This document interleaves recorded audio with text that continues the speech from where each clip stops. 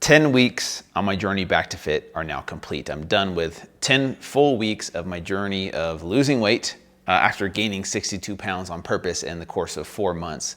So this past week was my first week back to keto. So the last 4 weeks I've been doing little experiments with paleo and vegan and vegetarian, and now I'm done with all that. Now I'm going back to what I know my body responds really well to, and that is keto with some intermittent fasting.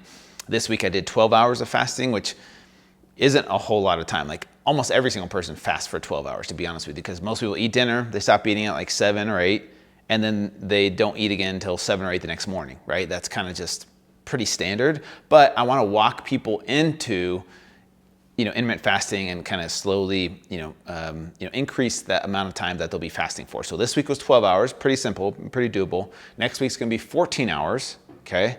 And then the week after that, it's going to be 16 hours. And that way it's kind of increasing the fasting window and decreasing the window of eating.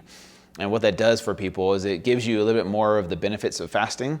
There's a lot of, cell regeneration, anti-aging benefits, also better digestion with fasting. And so that kind of increases that window of no food. And it also can help accelerate results in some people. I know for me, I do really well on the 16-8 protocol. So this week, wasn't too bad. I think there was some carb cravings because I was vegetarian the week before and then vegan the week before that, where I was used to eating every 2 or 3 hours. But after a couple of days, I noticed, man, it felt really good to not be hungry in between meals, like not feel starving to where I'm like, okay, I have to snack on something. But eating the protein with fat, for my meals kept me satiated. And I'm like, man, this feels so much better. This is why I like keto, because you're not hungry, and starving in between meals. You feel pretty good. When it's time to eat, you're ready to eat, but you don't get hangry. And that's the difference between like eating a lot of carbs, which you can still lose weight on, which I showed people you can. But when it comes to cravings and it comes to hunger levels, protein is the most satiating macronutrient. And so adding fat to protein helps increase that satiety levels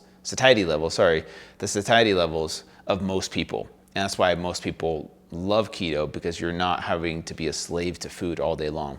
So that was really, something I noticed. There was a slight dip in performance, I would say, switching over to keto just because my body didn't have that glucose to fuel me. But, my body reacts pretty quickly to being in a state of ketosis, and pretty quickly my workouts were a little bit better.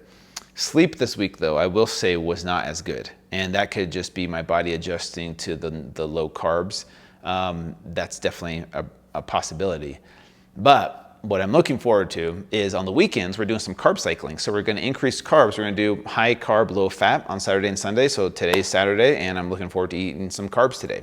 That doesn't mean I'm just going to stuff my face with junk food and all the trashy carbs out there, but it's going to feel nice for my body to, replenish those glycogen stores, which will go to my muscles, which will make me look more full. You see a little bit more of a pump, in your veins, which, people like. So it'll be nice. And then I'll go back into ketosis on Monday. And from there, just do a cyclical ketogenic diet approach for the next little bit. And then we'll switch out of that. But it's a tool to be used for people that want a little bit more balance in their life, where they don't have to be strict keto forever, and they can add some carbs in, on the weekends. And that way it's easier to maintain or sustain that type of lifestyle. So it's like, it's not like you never have to eat carbs again.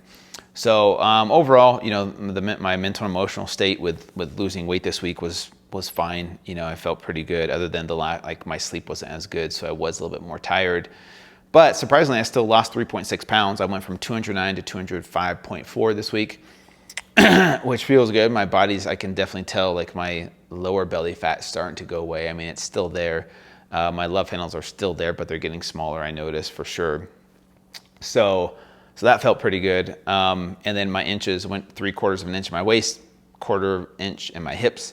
So that's pretty good as well. So progress is progress. I'll take it all. I don't know if it'll slow down. I'm really surprised that it hasn't slowed down just yet. Like that's one thing I noticed on this journey versus my last journey was I noticed like my last journey in 2011, which I wasn't doing keto, my progress slowed down slightly. Like I would hit some plateaus. So far, I haven't hit any plateaus, like 3+ pounds almost every single week, which is amazing, 10 weeks in. So Anyways, still got a long ways to go. I have to also figure out how I'm gonna go. I'm going to Hawaii March 16th through 21st. Got to figure out how I'm gonna do that. Am I gonna stay in ketosis? I'm gonna let myself live a little, eat some malasadas. We'll see. We'll see. I don't know what I'm gonna do just yet, but stay tuned. More to come on this journey back to fit. Thank you guys. We'll see you back here next week.